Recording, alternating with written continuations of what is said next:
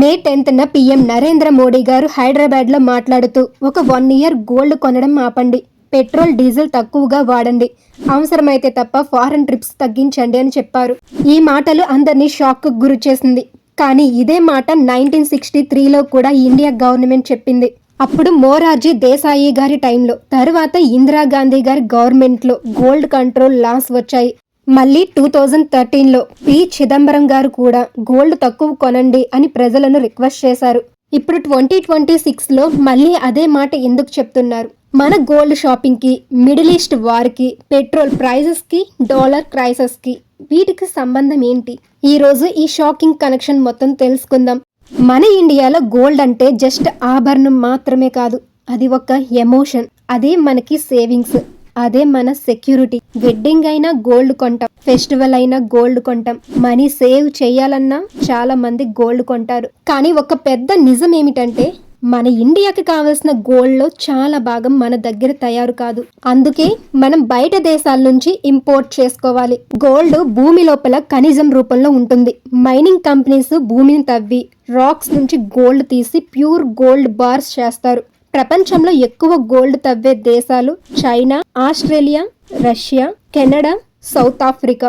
ఇండియాలో కూడా కొంత గోల్డ్ ఉంది, కోలార్ గోల్డ్ ఫీల్డ్స్ లాంటి ప్లేసెస్లో. కానీ అది చాలదు.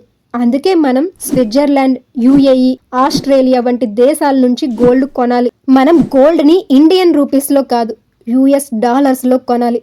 ఇక్కడే అసలు ప్రాబ్లం. ఇండియా దగ్గర ఫారెన్ ఎక్స్చేంజ్ రిజర్వ్స్ ఉంటాయి, అంటే డాలర్స్. ఈ డాలర్స్తో మనం ఆయిల్ కొనాలి, మెడిసిన్స్ కొనాలి, ఎలక్ట్రానిక్స్ కొనాలి, గోల్డ్ కూడా కొనాలి. గోల్డ్ ఎక్కువ కొంటే డాలర్స్ బయటకు వెళ్తాయి, డాలర్స్ తగ్గితే రూపీ వీక్ అవుతుంది, ఇంపోర్ట్స్ అన్నీ ఖరీదవుతాయి. 1960స్లో ఇండియా ఎకానమీ మీద ప్రెజర్ వచ్చినప్పుడు మొరార్జీ దేశాయి గారి టైంలో గోల్డ్ కంట్రోల్ పాలసీస్ వచ్చాయి. తరువాత ఇందిరాగాంధీ గారి ప్రభుత్వం కూడా రెస్ట్రిక్షన్స్ పెట్టింది. గోల్డ్ బార్స్, కాయిన్స్ మీద లిమిట్స్ పెట్టారు. మళ్ళీ 2013లో రూపీస్ క్రైసిస్ వచ్చినప్పుడు ఫినాన్స్ మినిస్టర్ పి చిదంబరం గారు ప్రజలకు అపీల్ చేశారు, don't by so much gold. Gold import duty కూడా పెంచారు. అంటే ఎకానమీ ప్రెజర్ వచ్చినప్పుడల్లా గవర్నమెంట్ గోల్డ్ గురించి మాట్లాడింది. అసలు పెట్రోల్కి గోల్డ్కి సంబంధం ఏమిటి? ఇప్పుడు ముఖ్యమైన పాయింట్. మన ఇండియాకి క్రూడ్ ఆయిల్ కూడా బయట దేశాల నుంచే వస్తుంది.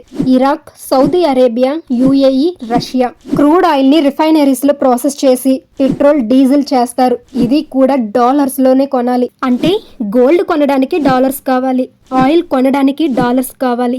మిడిల్ ఈస్ట్ వార్ జరిగింది. ప్రపంచ ఆయిల్లో చాలా భాగం స్ట్రైట్ ఆఫ్ హార్మజ్ అనే రూట్ ద్వారా వస్తుంది. అక్కడ ప్రాబ్లం వస్తే ఆయిల్ సప్లై డిస్టర్బ్ అవుతుంది. సప్లై తగ్గితే ఆయిల్ ధర పెరుగుతుంది.